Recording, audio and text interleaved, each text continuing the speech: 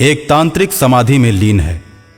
उसी समय जोर जोर से चिल्लाते हुए एक औरत उसके सामने आती है और कहती है, तांत्रिक बाबा, मुझे बचा लो। लेकिन तेरे पीछे तो कोई नहीं लगा हुआ है। तो फिर मुझे ऐसा क्यों महसूस होता है कि लोग मुझे मारने के लिए मेरे पीछे दौड़े चले आ रहे हैं?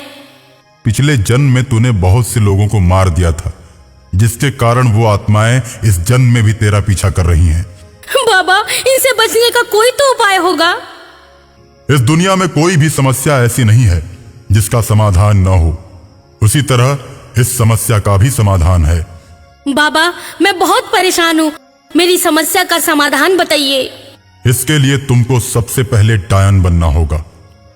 डायन बनने के बाद जो भी आत्माएं तुम्हारा पीछा कर रही हैं, उन सब को तुम अपने बस में कर लोगी, और जो जी में आएगा वो तुम उनसे करवा सकती हो। लेकिन डायन बनना इतना आसान नहीं है। डायन बनने के लिए कठिन दौर से गुजरना पड़ता है। अमावस की हर काली रात को तुम्हें 2 बच्चों की बलि देनी होगी। जब तुम लगातार 21 बच्चों की बलि दे दोगी तो शैतान तुम पर खुश हो जाएगा और तुम डायन बन जाओगी।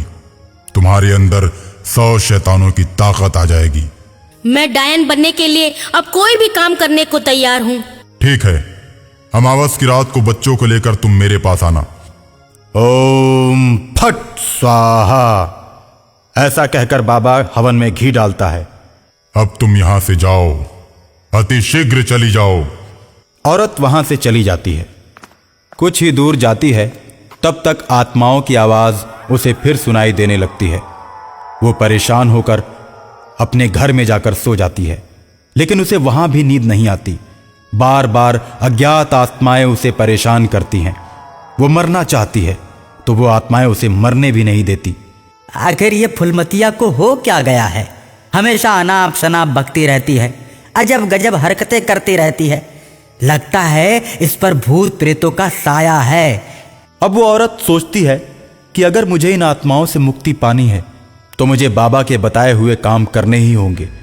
और ऐसा सोचकर औरत गांव में बच्चे खोजने के लिए निकल पड़ती है। वो खेलते हुए बच्चों को पकड़ पकड़ कर तांत्रिक के हवाले करने लगती है और गांव से बच्चों के गायब होने की सूचना दूर दूर तक फैल जाती है। फुलमतिया पागलों जैसी हरकत करती है, इसलिए उस पर कोई शक नहीं करता। फुलमतिया बच्चों की बलि देती जाती है।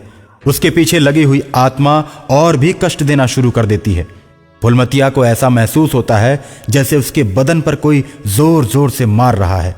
फुलमतिया चिल्लाने लगती है, फुलमतिया, तू क्यों इतनी जोर जोर से चिल्ला रही है?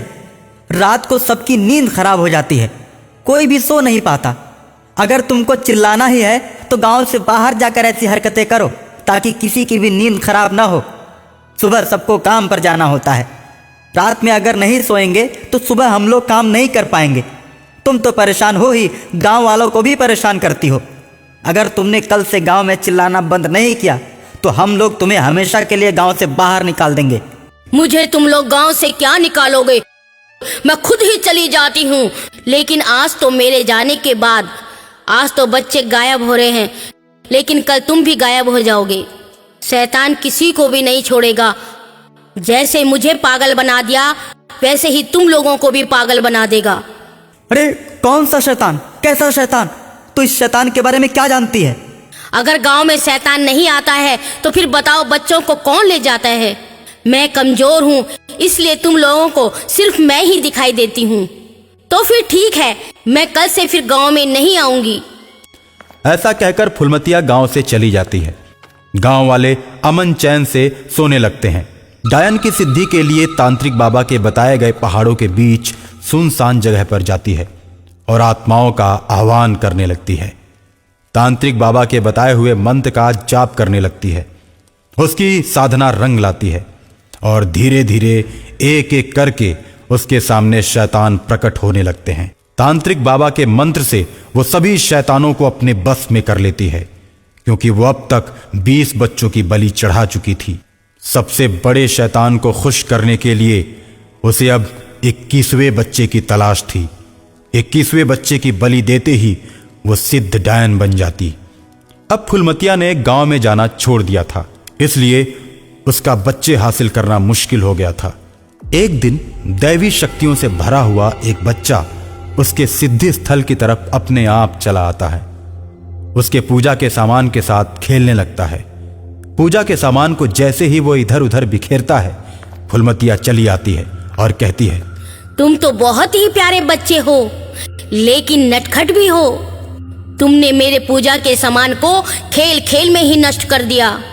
आंटी आंटी, मैं तो बच्चा हूँ, मुझे तो कुछ ना कुछ खेलने के लिए चाहिए ही। तुमने तो खिलौने रखे ही नहीं है, तो मैं क्या करता। आंटी मुझे भूख भी लगी है, कुछ खाने को हो तो दो। इतनी सुनसान जगह में परिंदा भी पर नहीं मारता। तुम कैसे आ गए? लगता है दाल में जरूर कुछ काला है। आंटी नहीं, मैं तो भटकता भटकता खेल खेल में यहाँ चला आया। मेरे मम्मी पापा मुझे खोज रहे होंगे, लेकिन मुझे भूख भी तो लगी है। मुझे कुछ खाने के लिए दो, फिर मैं वापस घर चले जाऊंगा। बेटा, जब तूने मुझे आंटी कह दिया तो 2-4 दिन मेरे साथ रह ले, फिर अपने घर चले जाना। फुलमतिया को बैठे बिठाए 21वां बच्चा मिल गया। फुलमतिया मन में सोच रही थी कि अब इसकी बलि देकर मैं सिद्धि प्राप्त कर लूंगी। अमावस की काली रात आ ही जाती है और उस काली रात को फुलमतिया के पास तांत्रिक और शैतान दोनों पहुंच जाते हैं। अमावस की रात में बच्चे को खूब खिलाया पिलाया जाता है। बच्चा जो भी चीज खाने को कहता है सब उसे लाकर दिया जाता है। उसके बाद बच्चे को माला पहनाकर, काला टीका लगाकर, हाथ में फरसा लिए शैतान खड़ा हो जाता है। तीनों के भयानक चेहरे को देखकर मौत भी कांप उठे, लेकिन छोटा बच्चा बिल्कुल भी नहीं डरता। बच्चे की आकृति बदलने लगती है और बच्चा देखते ही देखते 5 मुंह वाला हो जाता है और शैतान के हाथ से फरसा छीन लेता है और उसी से तीनों को मौत के घाट उतार देता है। और इस प्रकार उस अमावस की काली रात में डायन की सिद्धि हमेशा के लिए अधूरी रह जाती है और बुरी आत्माएं हमेशा हमेशा के लिए समाप्त हो जाती हैं।